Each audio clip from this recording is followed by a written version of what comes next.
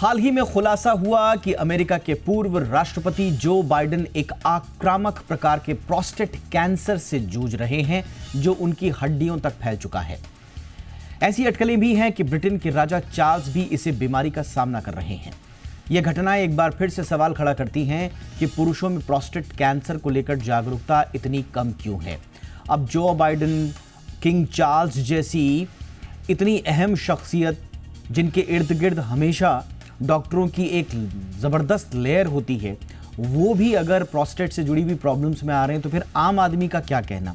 इसीलिए prostate cancer ही नहीं, prostate से जुड़ी हुई जितनी भी दूसरी दिक्कतें हैं उनके बारे में जागरूकता बढ़ाना बहुत ज़रूरी है, ख़ासतौर से भारत जैसे देशों में जहां ये बीमारी चुपचाप शरीर को खोखला कर देती है और पता तब चलता है जब लगभग इलाज का समय निकल चुका होता है। मेरा नाम है दीपक डोभाल। आज हम करेंगे प्रोस्टेट पर बात, खास मेहमानों के साथ इससे जुड़ी हुई तमाम डिटेल्स आपको देंगे। अपने प्रोस्टेट को लेकर कितनी जागरूकता आपको बरतनी है, कितनी सावधानी बरतनी है और क्या करना है, विस्तार से बात मेहमानों के साथ। पहले ये रिपोर्ट।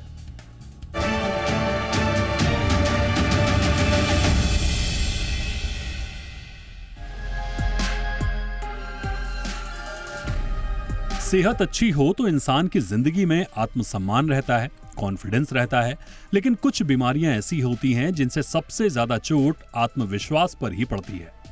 प्रोस्टेट से जुड़ी दिक्कतें भी हमें न सिर्फ अंदर से कमजोर कर देती हैं बल्कि हमारी पहचान को भी चुनौती देती हैं। हाल ही में खबर आई है कि अमेरिका के पूर्व राष्ट्रपति जो बाइडेन को प्रोस्टेट कैंसर हुआ है।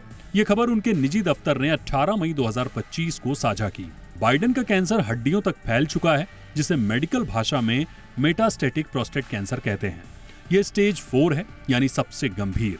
ये भी खबरें आती रही हैं कि ब्रिटेन के राजा चार्ल्स भी इस बीमारी से जूझ रहे हैं। सोचिए, अगर दुनिया के सबसे शक्तिशाली लोग इस बीमारी से नहीं बच सकते तो हम आम आदमी कहां खड़े हैं। आइए सबसे पहले प्रोस्टेट को समझते हैं। प्रोस्टेट पुरुषों के शरीर में मौजूद एक छोटा सा ग्लैंड है जो ब्लैडर के नीचे होता है। यह वीर्य के निर्माण में मदद करता है, लेकिन जब इस ग्लैंड में कोशिकाएं असामान्य रूप से बढ़ने लगती हैं तो इसे प्रोस्टेट कैंसर कहते हैं। ये कैंसर आमतौर पर 50 वर्ष से ऊपर के पुरुषों को प्रभावित करता है, लेकिन इन दिनों प्रोस्टेट से जुड़ी समस्याएं कम उम्र में भी दिखने लगी हैं। इसलिए अगर बीमारी बढ़ जाती है तो आगे चलकर जिंदगी को खतरा भी हो सकता है। भारत जैसे देशों के लिए प्रोस्टेट के आंकड़े काफी गंभीर हैं। भारत में प्रोस्टेट कैंसर के 40 से 50% मामले तब सामने आते हैं जब ये एडवांस स्टेज में पहुंच चुका होता है। लॉन्गिट्यूडिनल एजिंग स्टडी 2020 के मुताबिक भविष्य में भारत में 60 वर्ष से ऊपर की जनसंख्या 11% तक बढ़ने की संभावना है, जिसका मतलब है कि आने वाले वर्षों में प्रोस्टेट कैंसर के मामलों में वृद्धि हो सकती है। याद रखें कि शुरुआती चरण में प्रोस्टेट से जुड़ी दिक्कतें बेहद मामूली लग सकती हैं, लेकिन जानकारों का मानना है कि इन्हें किसी भी हाल में नजरअंदाज न करें।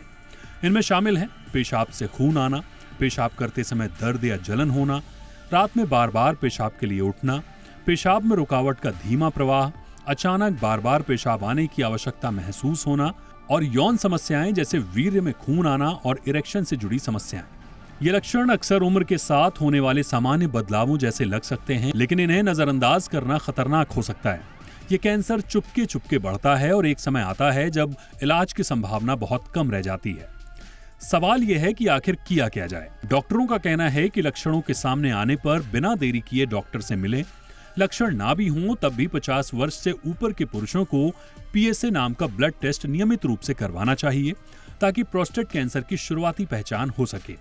हालांकि PSA का बढ़ा हुआ स्तर हमेशा कैंसर का संकेत नहीं होता, लेकिन ये जांच कैंसर की शुरुआत को पकड़ने में मदद कर सकती है। एक बात ध्यान देने लायक है कि प्रोस्टेट से जुड़ी दिक्कतों के साथ लाखों पुरुष सामान्य जीवन जी सकते हैं। यहाँ तक कि कैंसर के मामलों में भी आमतौर पर प्रोस्टेट कैंसर धीमी गति से बढ़ता है और अगर इसे शुरुआती स्टेज में पकड़ा जाए तो इसका इलाज संभव है। लेकिन जो बाइडेन की तरह अगर मामला स्टेज 4 तक पहुंच जाए तो ये प्रोस्टेट ग्लैंड से निकलकर हड्डियों और दूसरे अंगों तक पहुंच सकता है, जहां इलाज करना बेहद मुश्किल हो सकता है। इसलिए हमें प्रोस्टेट कैंसर के बारे में खुलकर बात करनी चाहिए, नियमित जांच करवानी चाहिए और अपने प्रोस्टेट के प्रति लापरवाही नहीं बरतनी चाहिए। ब्यूरो रिपोर्ट, जी मीडिया। बहुत ही खास मेहमानों का पैनल हमारे साथ, स्वागत करते हैं। सबसे पहले डॉक्टर श्याम अग्रवाल सर का, चेयरपर्सन है medical oncology, sir Gangaram hospital से। Good evening doctor Agarwal sir, show में आपका स्वागत है। हमारे साथ हैं डॉक्टर रमाकांत देशपांडे, देश के जाने माने आप सर्जन हैं और डायरेक्टर हैं एशियन कैंसर इंस्टीट्यूट के। डॉक्टर देशपांडे, बहुत बहुत स्वागत है सर, गुड इवनिंग सर। और हमारे साथ हैं डॉक्टर अंशुमान कुमार, जाने माने कैंसर सर्जन हैं और तारा कैंसर सोसाइटी के प्रेसिडेंट भी हैं आप। बहुत बहुत स्वागत है डॉक्टर अंशुमान कुमार आपका हमारे शो पे। चर्चा की शुरुआत डॉक्टर अग्रवाल आपसे ही कर रहा हूँ सर। बुनियादी चीज़ें हम प्रोस्टेट के बारे में अब थोड़ा समझने लगे हैं और ख़ास तौर से दुनिया भर के अखबारों में जब से जो बाइडेन साहब को एक हाईली एग्रेसिव कैंसर का पता चला है तो काफ़ी जानकारियाँ इसके बारे में हैं। लेकिन वो बातें सर जो भारतीय पुरुषों को समझनी ज़रूरी हैं, ख़ास तौर से प्रोस्टेट से संबंधित, वो क्या बातें हैं sir? Deepak ji, prostate cancer usually 50 या 60 इयर्स की एज के बियॉन्ड होता है और इसके जो लक्षण हैं उसमें यूरिन का बार बार आना या हेजिटेंसी होना या यूरिन में ब्लड आना, यूरिन करते समय दर्द होना, ये कुछ शुरुआती लक्षण है। तो ज़रूरी नहीं है कि अगर ये लक्षण हो तो कैंसर ही हो। अगर ये लक्षण है तो सर्जन के पास या यूरोलॉजिस्ट के पास जाना चाहिए। और एक बहुत सिंपल टेस्ट है जिसको बोलते हैं डिजिटल रेक्टल एग्जामिनेशन। मतलब कि आपका डॉक्टर की जो फिंगर है वो स्टूल के रास्ते में डालते हैं ग्लव से और प्रोस्टेट ग्लैंड को फील करते हैं। अगर वहां पे एक गठान मिले तो नॉर्मली प्रोस्टेट ग्लैंड बहुत सॉफ्ट होता है, मुलायम होता है। अगर कैंसर वहां डेवलप हो रहा है तो वहां पे एक हार्ड नोड्यूल फील हो जाता है डॉक्टर को, तो वो उसकी जांच फिर बायोप्सी के जरिए करनी चाहिए। एक तो ये चीज जो कि लक्षण हो रहे हैं। दूसरा, PSA नामक test, prostate specific antigen test, एक नॉन स्पेसिफिक टेस्ट है क्योंकि ये यूरिन इन्फेक्शन में या प्रोस्टेट इन्फेक्शन में बढ़ सकता है। तो अगर वो बढ़ा हुआ पाया जाए तो उसमें घबराना नहीं चाहिए। अगेन डॉक्टर के पास जाके उसकी आगे जांच करानी चाहिए, एंटीबायोटिक्स लेने चाहिए। अगर PSA का लेवल कम आ जाए तो वो सिर्फ सिंपल इन्फेक्शन हो सकती है। तो मैं ये मैसेज देना चाहूंगा कि अगर किसी को लक्षण हो रहे हैं तो उसको तुरंत डॉक्टर के पास जाना चाहिए, खास तौर पे अगर वो लक्षण परसिस्ट कर रहे हैं बियॉन्ड 4 वीक्स 6 वीक्स। और ये जरूरी नहीं है कि प्रोस्टेट कैंसर ही हो, लेकिन अगर वो लक्षण ठीक नहीं हो रहे हैं तो डॉक्टर को एग्जामिन कराना चाहिए जिससे कि इसकी पूर्ति हो सके कि ये उनको जो लक्षण हो रहे हैं वो प्रोस्टेट कैंसर नहीं है। तो पहले तो डायग्नोसिस को कंफर्म करना ही होता है। हाँ, और डॉक्टर से मिलिए, इसमें कोई दिक्कत नहीं है। अगर आपको लक्षण समझ में आ रहे हैं तो उनको आप लेकर डॉक्टर के पास ज़रूर जाइए। डॉक्टर रमाकांत देशपांडे, मैं अब थोड़ा और इसकी और तह में समझने के लिए, ये प्रोस्टेट में सर प्रॉब्लम्स होती क्यों हैं? हम देखते हैं कि बहुत सारे लोग आते हैं अल्ट्रासाउंड कराने के बाद या कुछ दूसरे तरह के टेस्ट कराने के बाद, कहते हैं डॉक्टर साहब ने बोला है कि आपका प्रोस्टेट बढ़ा हुआ है, उसमें बढ़ोतरी देखी गई है। तो क्या ये जो ज़रूरी है कि बढ़ा हुआ प्रोस्टेट कैंसर की तरफ ही ले जाएगा, उसमें ग्रोथ का मतलब कैंसर? और ये प्रोस्टेट का बढ़ना क्या चीज़ होता है सर, किस वजह से बढ़ जाता है डॉक्टर देशपांडे सर? हाँ, धन्यवाद दीपक जी। देखिए, बात ऐसी है कि पुरुषों में जो प्रोस्टेट होता है पुरुषों में ही होता है, स्त्रियों में नहीं होता। और जैसे हमारी उम्र बढ़ती जाती है 40-50 के बाद, धीरे धीरे सबके प्रोस्टेट एक लेवल से ज़्यादा बढ़ते हैं। जो बचपन में यानी 20 से 40 साल की उम्र तक जो साइज़ होती है प्रोस्टेट की, वो साइज़ उतनी नहीं होती। उम्र के हिसाब से प्रोस्टेट ग्लैंड भी बढ़ता है। प्रोस्टेट का क्या फंक्शन है कि वो प्रोस्टेट का जो जूस होता है वो हमारे वीर्य का एक अविभाज्य हिस्सा होता है। उसके बिना प्रेगनेंसी नहीं हो सकती। हमारे जो स्पर्म्स वगैरह होते हैं, इसके पोषण के लिए वो जूस एकदम बिल्कुल ज़रूरी होता है। जैसे हमारी उम्र बढ़ती है, पुरुषों की उम्र बढ़ती है 40 के बाद, धीरे धीरे प्रोस्टेट भी बढ़ता रहता है। तो इसीलिए ये पेशाब में थोड़ी तकलीफ आ सकती है, फ्रीक्वेंसी बढ़ सकती है, इंटरप्शन हो सकता है, सडनली एकदम शुरू में यूरिन करने के लिए तकलीफ हो सकती है। और ये इसके लिए नॉन मैलिग्नेंट यानी बिनाइन प्रोस्टेटिक हाइपरप्लेजिया, BPH ऐसा कहते हैं। और ये बहुत सारे लोगों को, ऑलमोस्ट 70-80% लोगों को ये पुरुषों को होता है। और ये सिम्टम्स इतने कॉमन कॉमन होते हैं कि एक जोक जैसा बनता है कि भाई 50 साल की उम्र हो गई, अभी पेशाब नॉर्मल है या अभी आपको भी बीमारी वो लग गई भला इसकी। तो ये इतना कॉमन है कि ये सिम्टम्स मैलिग्नेंसी में हो या नॉन मैलिग्नेंसी में हो, तो ये सिम्टम्स कॉमन होने के कारण हर कोई ये सीरियसली नहीं लेता, और इसी के कारण 30 से 40% लोगों का जो कैंसर है वो लेट में डायग्नोसिस होता है। अभी आपने कहा कि इंग्लैंड के राजा को हुआ और एक्स प्रेसिडेंट ऑफ यूएसए को हुआ, तो आम जनता का क्या है? देखिए बात ऐसी है कि किसी के पोजीशन के मुताबिक ये कैंसर नहीं होता, कोई भी इंसान को ये कैंसर हो सकता है। भला सिंपल आंसर है कि भाई एक सामने जाती हुई रेलवे के सामने अगर कोई आदमी अगर सो जाए तो भला वो राजा हो या रंक हो, रिजल्ट तो सेम ही आने वाला है। जी। तो अभी ये कैंसर क्यों होता है? एक है इंक्रीजिंग इंसिडेंस, मोटापन ज़्यादा होना, डाइट बराबर ना होना, एक्सरसाइज ना करना, हेल्दी डाइटिंग और हेल्दी हैबिट्स ना होना, इस कारण से ये हाइपरप्लेजिया जो होता है, जो एबनॉर्मल हार्मोन्स वगैरह जो ज़्यादा प्रोड्यूस हो जाते हैं, इसके प्रभाव से ये कैंसर बढ़ सकता है। और दूसरा है कि नेग्लिजेंस जानबूझ के कोई नहीं करता, लेकिन अगर सिम्टम्स आपके कॉमन है कि ये आपको पता भी नहीं चले कि ये कैंसर है या नहीं है, हो सकता है कि उम्र के हिसाब से जो प्रोस्टेट बड़ा हुआ हो इसी के कारण हमें तकलीफ होती हो, तो इसके लिए वो नेग्लेक्ट हो जाता है, इसीलिए लेट स्टेज में डायग्नोसिस हो जाता है। Right sir, absolutely sir. तो ये बात भी बहुत इंपॉर्टेंट ध्यान में रखने वाली है कि अगर BPH जैसा सर ने कहा, अगर बिनाइन प्रोस्टेटिक हाइपरप्लासिया है, यानी कि आपका प्रोस्टेट बढ़ा हुआ है, तो जरूरी नहीं है कि वो कैंसर ही हो। तो बहुत सारे लोग डर भी जाते हैं, लेकिन उस चक्कर में आपको इसको इग्नोर भी नहीं करना है। रूल आउट करने के लिए आपको जो ज़रूरी टेस्ट हैं उसको ज़रूर आपको कोरिलेशन स्टैब्लिश कर लेना चाहिए। डॉक्टर अंशुमान, बहुत सारी रिपोर्ट्स में पढ़ रहा था, बहुत ज़्यादा एविडेंस नहीं है कि ये आपकी लाइफस्टाइल से जुड़ा हुआ है या नहीं है, या कुछ ख़ास तरह के खाना खाने के या एक्सरसाइज करने से क्या आप इससे बच सकते हैं या नहीं बच सकते हैं। ये क्यों होगा, कैसे होगा, अभी तक कम से कम जितनी स्टडीज़ मैंने पढ़ी हैं मुकम्मल तौर पर कोई भी नहीं कह रही। लेकिन आप सर थोड़ा सा इसके बारे में अगर बता पाएँ कि कौन सी वो चीज़ें हैं रोज़मर्रा के जीवन में जो एक पुरुष सामान्यतः करता है और उनको करते हुए वो प्रोस्टेट कैंसर की तरफ बढ़ रहा है, ताकि उन चीज़ों को हम रोकें सर। बहुत बढ़िया दीपक साहब, हमारे दोनों पैनलिस्ट ने बेसिक्स ऑफ प्रोस्टेट तो बता दिया है, प्रोस्टेट कैंसर भी और प्रोस्टेट से मतलब है कि मैक्सिमम लोगों को पता ही नहीं कि प्रोस्टेट है क्या, ग्रंथि है पेशाब की थैली के नीचे, तो सिर्फ पुरुषों में पाई जाती है। इसलिए आधी आबादी आज तक जितना जुमले के तौर इस्तेमाल किया गया, तो उन आधी आबादी को नहीं, आधी आबादी दूसरी पुरुषों में ही हो सकता है, महिलाओं में नहीं हो सकता है। पहला ये क्लियर कर लिया। दूसरी बात जो आपने कही, जो बाइडेन साहब के केस को लेकर हम लोग डिस्कस कर रहे हैं, आपको याद होगा शायद, जो बाइडेन ने फर्स्ट इलेक्शन मैनिफेस्टो में उन्होंने लिखा था, फोर्थ मैनिफेस्टो का पॉइंट था, will try to make US cancer free. मतलब सोचिए कि कितना उनको ये कंसर्न था, तो उनको हुआ। अब तीसरी बात आती है जो आपने सवाल पूछा कि एजिंग सबसे बड़ा प्रोस्टेट कैंसर के लिए एजिंग रिस्पॉन्सिबल। एज ज़्यादा होगी तो प्रोस्टेट में बदलाव ऐसे होंगे, उसमें एक बदलाव कैंसर भी हो सकता है। BPH दूसरा बदलाव है। मेडिकल साइंस कहता है कि बिनाइन प्रोस्टेटिक हाइपरप्लेजिया और प्रेसबायोपिया, मतलब 40 के बाद आंखों पे चश्मा चढ़ना और 50 के बाद प्रोस्टेट का साइज बड़ा हो जाना, ये एक नेचुरल फैक्टर है। अब आते हैं काम की बात, जो कि क्या ऐसा कुछ है।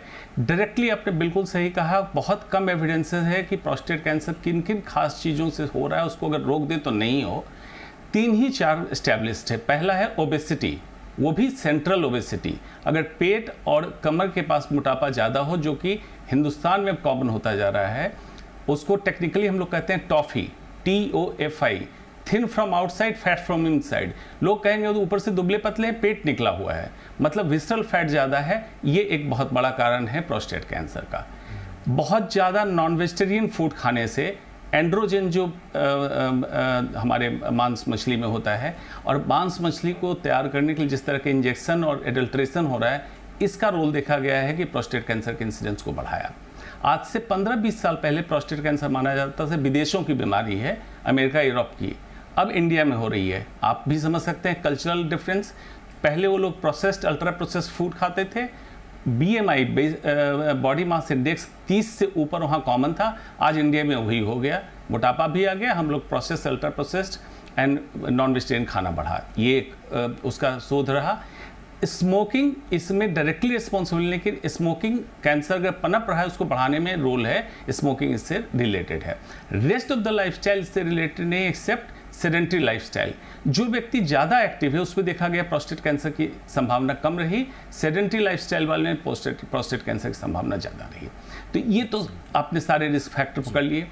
डॉक्टर श्याम अग्रवाल ने बात बताई, कॉमन पेशाब की तकलीफ और प्रोस्टेट कैंसर की तकलीफ एक जैसी होती, इसीलिए आमतौर पे ये डिटेक्ट लेट होता है, और इसीलिए स्क्रीनिंग टूल बताया गया कि 55 साल से ऊपर के व्यक्ति को सीरम PSA एनुअली करा लेना चाहिए। ठीक है। या कोई ऐसी तकलीफ पेशाब की आ रही है जो बार बार आती है, आमतौर पे UTI समझ के, इन्फेक्शन समझ के आप छोड़ देते हैं, लेकिन PSA की जांच करा लेनी चाहिए, जागरूक होने की आवश्यकता है।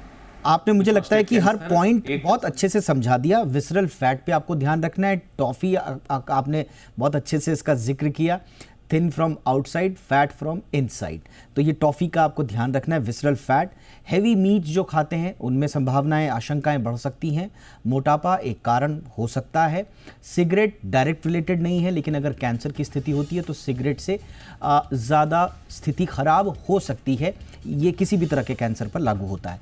अब छोटे से ब्रेक के बाद हम बात करेंगे कुछ मिथ्स की। मसलन अभी सर लोगों ने जिक्र किया, तीनों ने, और वो किया एक PSA टेस्ट का। अब PSA टेस्ट में ज़्यादातर कई बार उसके जो मार्क्स हैं उनके बाहर की चीज़ आ जाती है। मुझे एग्जैक्टली नहीं याद है, लेकिन 4.6 या उससे ऊपर का मामला अगर हो तो वो कैंसर की श्रेणी में आ सकता है, मुझे करेक्ट करेंगे हमारे मेहमान। बट लोग बहुत ज़्यादा डर जाते हैं, और PSA टेस्ट को लेकर बहुत सारी कंट्रोवर्सीज भी हुई हैं, इसलिए उसको लेकर एक मरीज़ के मन में डर पैदा करना और फिर तरह तरह के टेस्ट लिखवाना, इसकी शिकायतें मैं पढ़ रहा था अमेरिका में काफ़ी आई हैं। तो इस तरह की जो मिथ्स हैं या सच्चाई क्या है, इनको भी ज़रा समझने की कोशिश करेंगे प्रोस्टेट कैंसर से जुड़ी हुई एक छोटे से ब्रेक के बाद।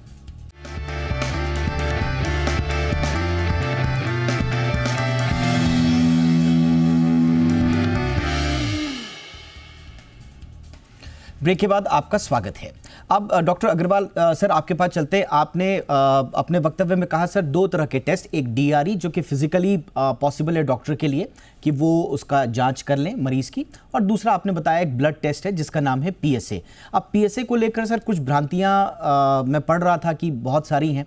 PSA अगर बढ़ा हुआ है तो एक तो मरीज डर जाता है, दूसरा डॉक्टर्स भी तरह तरह के टेस्ट एंड देन उसके बाद बायोप्सी वगैरह रिकमेंड करते हैं, और इसको लेकर तमाम तरह की बातें। तो सर PSA को लेकर हमें कितना डरना है, कितना नहीं, कितना ज़रूरी है, और क्या बढ़ा हुआ PSA क्या इस बात का द्योतक है कि कैंसर है, या इन्फेक्शन फ्रॉम BPH जिसका जिक्र आपने किया, दूसरे इन्फेक्शंस BPH और नॉन कैंसरस जो कंडीशंस हैं उसमें भी PSA बढ़ा हुआ आ सकता है?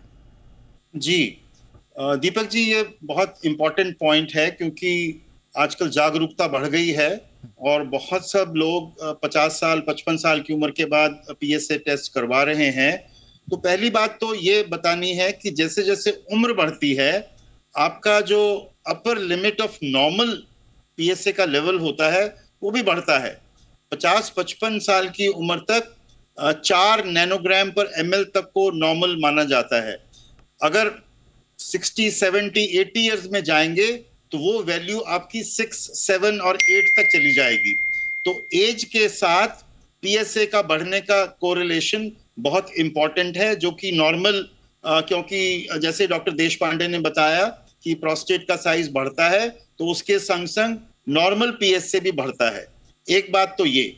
दूसरी बात, यदि किसी मेल का PSA लेवल नॉर्मल लेवल से ज्यादा आता है तो उसका अर्थ ये नहीं है कि उनको प्रोस्टेट कैंसर हो गया। तो जैसे शायद मैंने पहले भी बताया था, इन्फेक्शंस, यूरिनरी इन्फेक्शंस या प्रोस्टेट इन्फेक्शंस में टेम्परेरीली PSA का लेवल बढ़ सकता है, जो कि अगर हम उसको डायग्नोसिस करें, वो यूरोलॉजिस्ट या सर्जरी वालों के पास जाएंगे और अगर इन्फेक्शन को ट्रीट किया जाए तो उसके बाद PSA लेवल्स नॉर्मल आ जाएंगे। तो ये अंतर करना कि इन्फेक्शन की वजह से PSA बढ़ रहा है या ट्यूमर की वजह से बढ़ रहा है, ये बहुत ही इंपॉर्टेंट है, जो कि यूरोलॉजिस्ट और सर्जन्स करते हैं। Yes sir. तीसरी बात, जब पीएसए की ले, 1 मिनट और बोलूंगा, उसमें 2 तरह के पीएसए होते हैं, फ्री और टोटल पीएसए। वो वैल्यू भी आपके पास हाथ में आती है जब आप अपना सैंपल देते हैं पीएसए टेस्ट के लिए। जो नॉन कैंसर के पेशेंट्स रहते हैं उनमें फ्री पीएसए का लेवल ज्यादा होता है as compare to cancer patients. तो वो जो रेशो है उसके अकॉर्डिंगली भी कैंसर का एक शक होता है जिसको कि डॉक्टर पहचान सकता है। तो ये 3 बातें पीएसए लेवल के बारे में बहुत इंपॉर्टेंट हैं, आपने जो बहुत कि अच्छे आप से लोगों को पता होना चाहिए। बहुत अच्छे से सर आपने बता दिया। मुझे लगता है पीएसए को लेकर जो भी आपको बातें जरूरी है जानना, वो सारी बातें सर ने कवर कर दी हैं। अब मैं देशपांडे सर आपके पास आऊंगा और कुछ मिथ्स के बारे में बात करूंगा। प्रोस्टेट के बारे में एक मिथ ये भी फैलाया जाता है कि प्रोस्टेट कैंसर फलां चीज से हो जाता है। उसमें एक बहुत ही प्रचलित धारणा है कि फ्रीक्वेंट सेक्स से आपको प्रोस्टेट कैंसर हो सकता है। एक कुछ दिनों पूर्व में एक धारणा थी कि नसबंदी अगर कराई है तो आपको प्रोस्टेट कैंसर हो सकता है। क्या सर इजैकुलेशन या सेक्सुअल एक्टिविटीज प्रोस्टेट कैंसर से जुड़ी हुई हैं सर? जैसे आपने कहा कि ये मिसअंडरस्टैंडिंग है, बिल्कुल मिसअंडरस्टैंडिंग है। सेक्सुअल इजैकुलेशन से एक्चुअली कैंसर बढ़ता नहीं है, कम होता है। अगर आपका सेक्स फ्रीक्वेंसी अगर महीने में 20 से ज़्यादा है, और ये बहुत वर्किंग लाइफ में एक इतना मेंटेन करना बहुत मुश्किल है, लेकिन ऐसे देखा गया है कि अगर सेक्स की फ्रीक्वेंसी ज़्यादा है तो प्रोस्टेट के कैंसर का इंसिडेंस कम हो जाता है। एक दो चीज़ें हमें याद रखनी पड़ेगी कि इंडिया में जो इंसिडेंस ऑफ कैंसर है एज वाइज अगर देखने जाए आप, तो वेस्टर्न कंट्रीज़ में, अमेरिका में वगैरह 60 के बाद कैंसर प्रोस्टेट ज़्यादा दिखाई देता है। यहाँ पे तो 50 साल की उम्र में भी दिखाई देता है आजकल, और कभी कभी तो 40 साल की उम्र में भी आजकल नज़र आने लगा है। दूसरी बात ऐसी है कि इग्नोरेंस के कारण हम लोग बहुत बार जल्दी जा नहीं पाते। 40% लोगों में ये एडवांस भी नज़र आता है, जो वेस्टर्न कंट्रीज में थोड़ा सा ये प्रोपोर्शन कम है। तो इसमें डरने की ऐसी कोई बात नहीं है। अगर कोई भी यूरिनरी प्रॉब्लम हो या हेजिटेंसी हो तो नॉर्मली रूटीन चेकअप करवाना चाहिए। 99% ऑफ द टाइम जो कैंसर प्रोस्टेट नहीं होता है, और अगर कैंसर प्रोस्टेट है तो फिर उसकी स्टेजिंग की जाती है स्कैनिंग के बाद। स्टेज 1 कैंसर में क्योर रेट्स, जो एब्सोल्यूट क्योर रेट्स है, ये 95% से भी ज़्यादा है। तो डरने की बात नहीं है। अगर आप रेगुलर चेकअप करवाते रहेंगे, रेगुलर पीएसए करवाते रहेंगे और जल्दी डायग्नोसिस हो जाएगा, तो फिर आपके क्योर के चांसेस बहुत अच्छे रहेंगे। ये क्योर से रिलेटेड आपने, यस सर, ये आपने बहुत इंपॉर्टेंट बात बता दी सर, क्योर से रिलेटेड। सॉरी आपको इंटरप्ट किया मैंने, वक्त थोड़ा सा कम है। मैं जा रहा हूं डॉक्टर अंशुमान के पास। सर जैसा अभी सर ने भी कहा, इन तमाम जानकारियों के बावजूद, एहतियात के बावजूद, माना किसी को प्रोस्टेट कैंसर हो भी गया, तो क्या हम ये मान लें डॉक्टर अंशुमान कि जीवन का अंत हो गया, कैंसर हो गया? स्टेजिंग का जो सर ने जिक्र किया।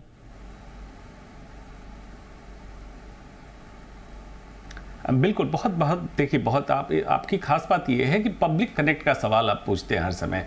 जैसे पहले आपने पूछा प्रोस्टेट का साइज बढ़ना, अभी आपने ये पूछा। देखिए, हमारे ब्रांच में, कैंसर के ब्रांच में, प्रोस्टेट कैंसर को हम लोग कहते हैं फ्लू, कॉमन फ्लू। मतलब एक तो इतना स्लो ग्रो करता है, और डायरेक्टली प्रोस्टेट कैंसर से मौत बहुत कम लोगों की होती है, अनलेस कि हार्मोन रिफ्रैक्टरी हो जाए, जिसमें हार्मोन काम ना करे। दूसरी इसमें अहम जानकारी ये है कि अमेरिका के एक्स प्रेसिडेंट को प्रोस्टेट कैंसर स्टेज 4 में क्यों डायग्नोज हुआ। सीरियल स्क्रीनिंग अगर उनके रूटीन नेशनल प्रोटोकॉल में है सीरम पीएसए का, इसका मतलब वो भी अपने पार्ट पे नेग्लिजेंट रहे होंगे। स्टेज 1 स्टेज 2 में इलाज नहीं हुआ। स्टेज 1 स्टेज 2 अगर प्रोस्टेट कैंसर डिटेक्ट होता है तो या तो सर्जरी के माध्यम से या रेडियोथेरेपी के माध्यम से पूरी तरह क्योर हो जाता है। स्टेज 3 में थोड़ा हार्मोन दे के श्रिंक करते हैं, फिर सर्जरी या रेडिएशन करते हैं। और स्टेज 4 जो बर्डन का केस है, मैक्सिमम केसेस हार्मोन सेंसिटिव होते हैं, तो अंडकोश से जो टेस्टिकल ग्लैंड है उससे हार्मोन निकलता है टेस्टोस्टेरोन, इसका सप्लाई बंद कर दिया, या एक उसकी दवा इंजेक्शन फॉर्म में आ गई, दवा दे दी, कट ऑफ होगा, एक हार्मोन की टैबलेट पे मरीज रहता है, 10 साल 12 साल आराम से चलता है। तो इसलिए प्रोस्टेट कैंसर हो गया तो ये समझ लें कि जीवन का अंत हो गया, ऐसा बिल्कुल नहीं है। पैनिक बिल्कुल प्रोस्टेट कैंसर से नहीं करना है। हमारी कोशिश होनी चाहिए प्रिवेंशन पे, अर्ली डिटेक्शन पे। Among all cancer, prostate cancer best curable cancer है। एब्सोल्युटली सर, यही मैं अभी पढ़ रहा था कि बहुत सारे लोग जिनको प्रोस्टेट कैंसर हो भी जाता है वो भी प्रोस्टेट कैंसर से जुड़ी हुई कॉम्प्लिकेशंस के साथ अपनी सामान्य जिंदगी जी लेते हैं और अपनी जो नेचुरल उनकी जो मृत्यु होती है वो उससे होती है, प्रोस्टेट कैंसर से नहीं। तो कैंसर हमेशा जानलेवा नहीं होता, अगर आपको हो भी गया है तो इतना ज़्यादा घबराने की आवश्यकता नहीं है। जो डॉक्टर्स ने कहा कि प्रिवेंशन पर हमारा ध्यान होना चाहिए ताकि हम सही समय पर उसका इलाज शुरू कर दें। बहुत बहुत धन्यवाद आप तीनों का वक्त निकालने के लिए, doctor Anshuman, doctor Deshpande, doctor Agarwal, thank you so much sir.